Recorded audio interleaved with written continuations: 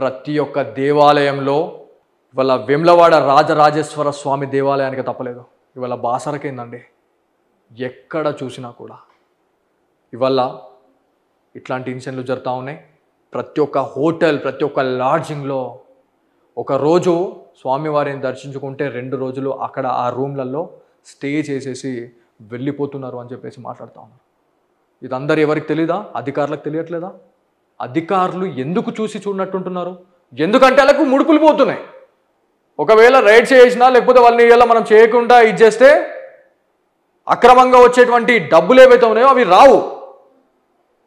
కొంచెం మన సిగ్గుండాలా? నాకు మాట్లాడడానికి వస్తలేదు.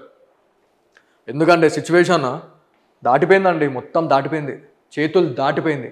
మరి ఆ జ్ఞాన సరస్వతి అమ్మవారు మన సిగ్నేచర్ స్టూడియోస్కి ఎందుకు ఈ ఛాన్స్ ఇచ్చింది అనేది కూడా అది ఖచ్చితంగా ఆ అమ్మకే నేను వదిలేస్తాను.